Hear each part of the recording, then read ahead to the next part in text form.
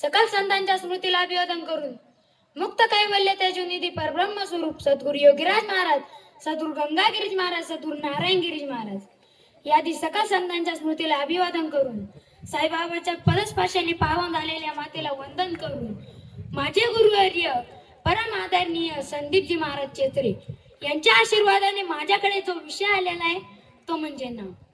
मानवी जनात माणूस ओळखला जातो तर त्याच्या नामामुळे. माऊली म्हणतात, उपजली या बालकाची नाम नाही तयांपासी, ठेवेली निनापेसी ओ देत उठी.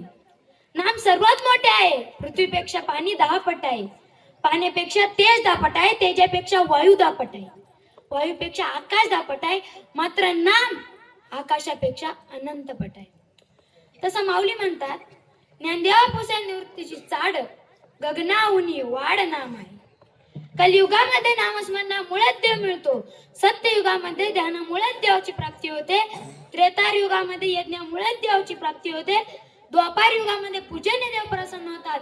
आणि तसं कलियुगामध्ये कीर्तनामुळे नामस्मरणामुळेच देवाची प्राप्ती होते. कृते यद ध्यायतो विष्णू त्रेताय यजतो मुखे, द्वापारे परिचय नाम कलू तदहरी कीर्तन. तुकाराम महाराज म्हणतात, कलियुगी करावे कीर्तन, तेने नारायण देणे भेटी.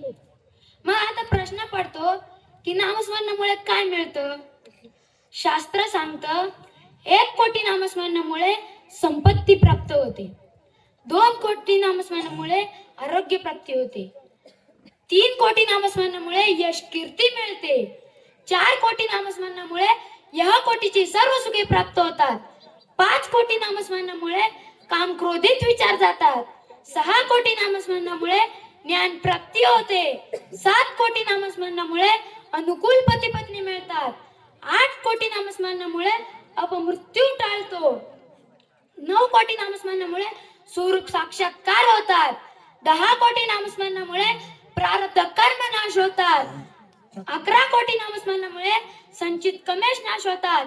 आणि 12 कोटी नामस्मरणामुळे क्रियामान कर्म संपते. आणि तसं 13 कोटी नामस्मरणामुळे माणसाला देव भेटतो.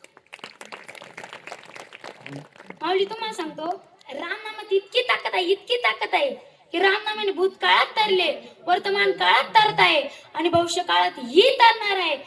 तरल्या तरती हा भरोसा नामधारकांचा ठसा. नामाचा महिमा एवढा आहे, एवढा आहे. एखाद्या व्यक्तीच्या नामामुळे बरीच कामे येतात, किती सांगायची गरज आहे नाही.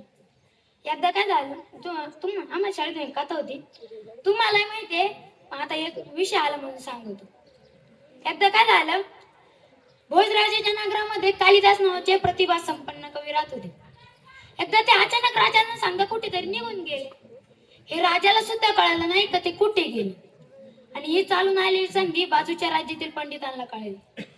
ते राजाकडे आले व राजाला म्हणाले, आम्हाला तुमच्या पंडिताबरोबर शास्त्रवाद करायचा. आता राजा म्हणाला, मी तुम्हाला 8 दिवसानंतर कळवतो. आता पंडित गेल्यानंतर राजा चिंतेत पडला की आता काय करायचं. मग त्याच वेळी रस्त्याने डोळा नसलेला गंगूतेली जात होता. राजाच्या चेहऱ्यावर चिंता पाहून तो राजाच्या जवळ आला व राजाला म्हणाला, आपण एवढे चिंतेत का? भोजराजा म्हणाले, माझी चिंता सांगू तुला काय उद्योग? गंगूतेली म्हणाला, एकदा सांगा तर खरं. भोजराजांनी सांगितलं, आता कालिदास आपल्याकडे नाही, म्हणजे या नगरामध्ये ही नाही. आणि हे पाहून बाजूच्या राज्यातील पंडितांनी वादाचे आव्हान ही केले आहे.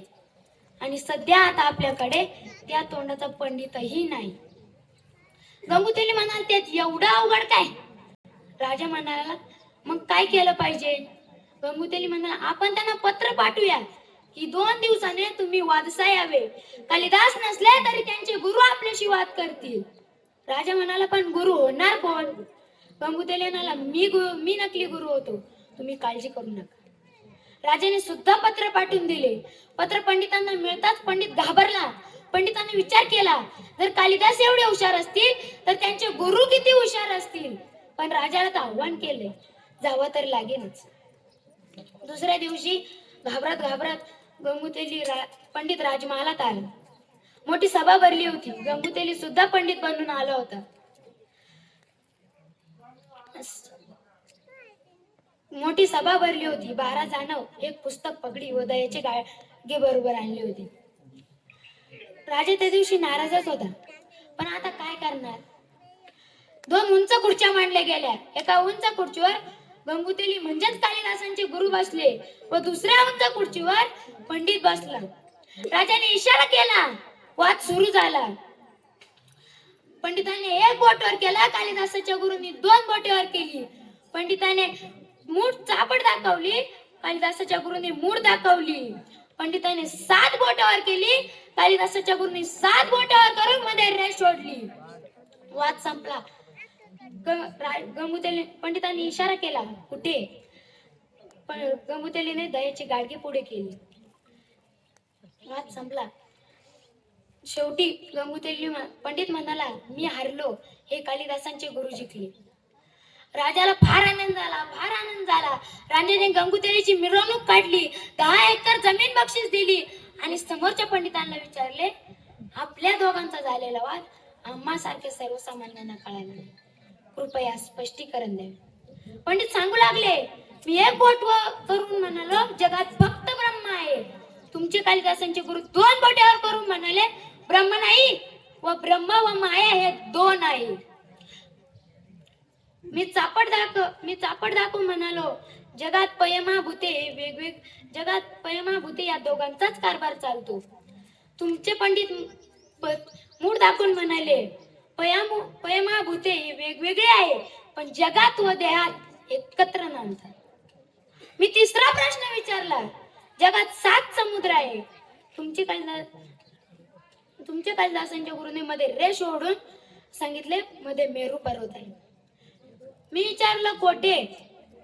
त्यांनी सांगितलं, गदी समुद्राजवळ आहे.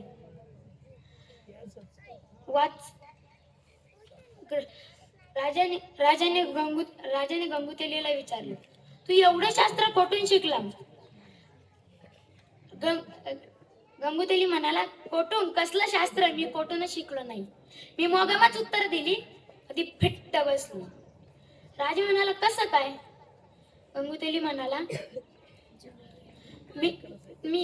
त्यानं एक बोटवर केलं, मला वाटलं माझा एकच डोळा आहे, तो पण पुढतो काय. मी 2 बोटावर करून म्हणालो, आमच्या राज्यात हा मला दानेगिरी करतो, तुझ्या दोन्ही डोळे फोडून टाकी. त्यानं मला चापड दाखवली. मी त्याला, तुला एका बुक्कीतच खाली बसवी. त्याला वाटलं असा 7 भाकरी खात असा. मी लाग खातो, सकाळी 3:30 आणि संध्याकाळी 3:30. त्याने विचारलं, कशा बरोबर. मी त्यांची गाडगी पुढे केली आणि म्हणालो, दया बरोबर. वाद संपला. शेवटी कालिदासांचे गुरु जिंकले आणि तो पंडित हारला. बघितलं, या व्यक्तीपेक्षा व्यक्तीच्या नामामध्ये किती ताकद आहे. यामधून आपल्याला असं शिकायला मिळतं की व्यक्तीपेक्षा व्यक्तीच्या नामामध्ये किती ताकद आहे. राम प्रभूंनी सेतू बांधला नाही, तर राम नामाने सेतू बांधला. तुझी या नामाचा महिमा, तुझ ना कळे मेघ श्यामा. तुझी या नामाचा महिमा, तुझ ना कळे मेघ श्यामा. बोलण्यासाठी खूप काही, पण वेळेची मर्यादा असते. त्यामुळे वेळेअभावी माझा लांबलेला विषय थांबवतो. रामकृष्ण.